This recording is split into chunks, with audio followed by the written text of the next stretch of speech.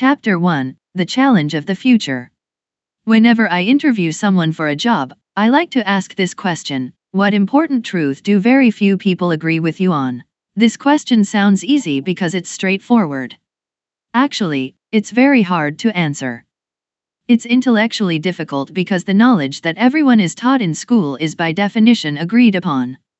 And it's psychologically difficult because anyone trying to answer must say something she knows to be unpopular.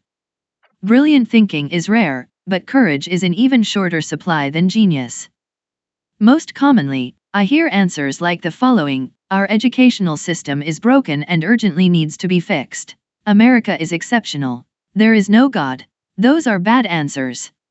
The first and the second statements might be true, but many people already agree with them. The third statement simply takes one side in a familiar debate.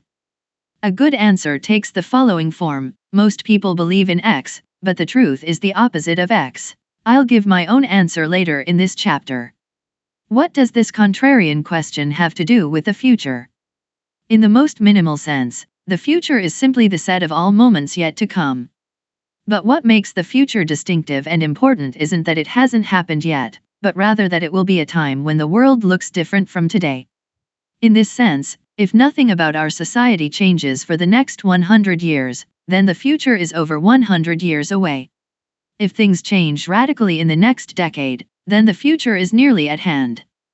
No one can predict the future exactly, but we know two things: it's going to be different, and it must be rooted in today's world. Most answers to the contrarian question are different ways of seeing the present. Good answers are as close as we can come to looking into the future.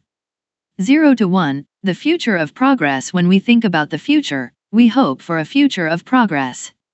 That progress can take one of two forms. Horizontal or extensive progress means copying things that work, going from 1 to n. Horizontal progress is easy to imagine because we already know what it looks like. Vertical or intensive progress means doing new things, going from 0 to 1.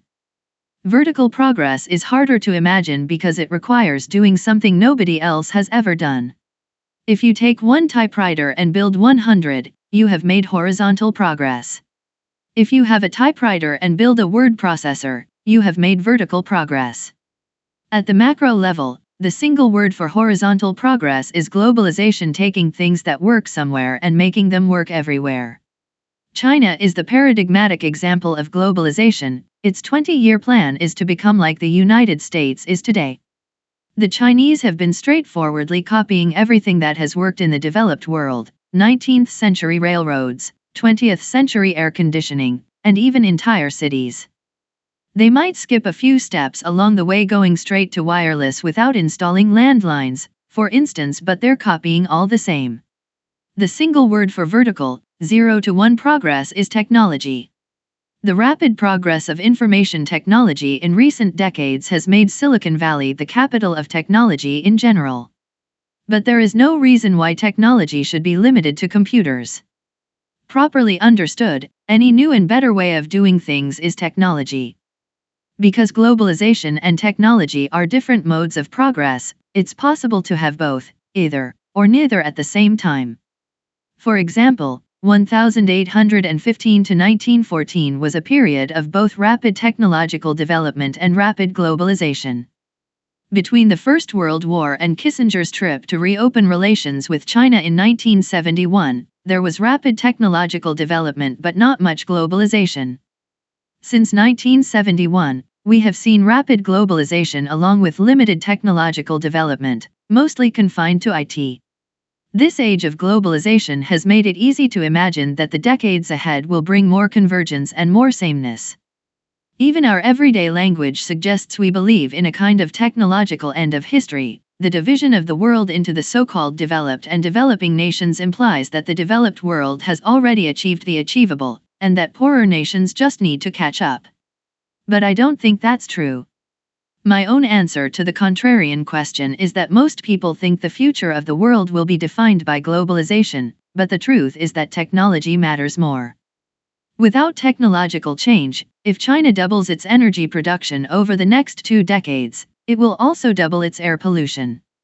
If every one of India's hundreds of millions of households were to live the way Americans already do using only today's tools, the result would be environmentally catastrophic.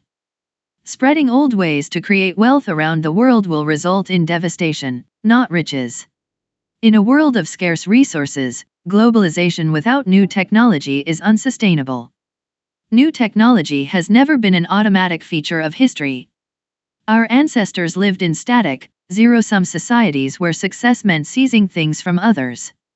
They created new sources of wealth only rarely, and in the long run they could never create enough to save the average person from an extremely hard life.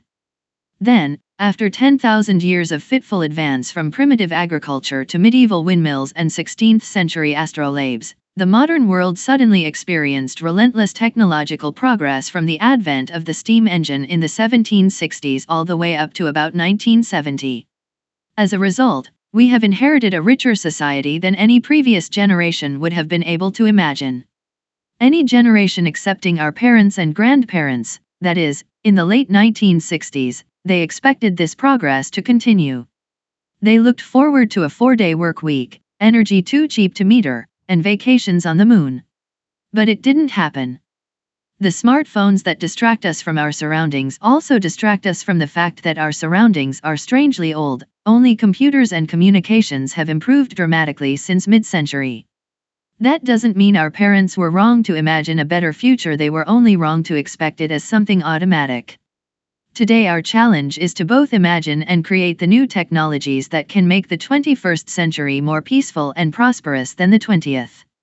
Startup thinking. New technology tends to come from new ventures startups.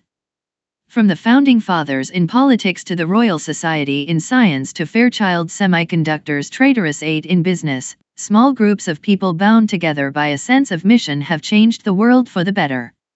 The easiest explanation for this is negative. It's hard to develop new things in big organizations, and it's even harder to do it by yourself. Bureaucratic hierarchies move slowly, and entrenched interests shy away from risk.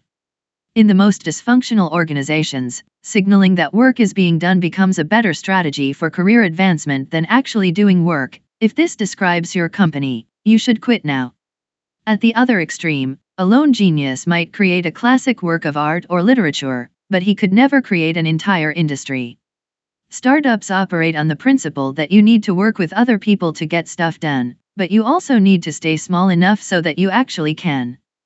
Positively defined, a startup is the largest group of people you can convince of a plan to build a different future.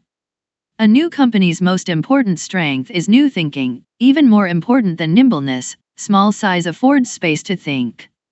This book is about the questions you must ask and answer to succeed in the business of doing new things. What follows is not a manual or a record of knowledge but an exercise in thinking. Because that is what a startup has to do: question received ideas and rethink business from scratch. End of Chapter 1.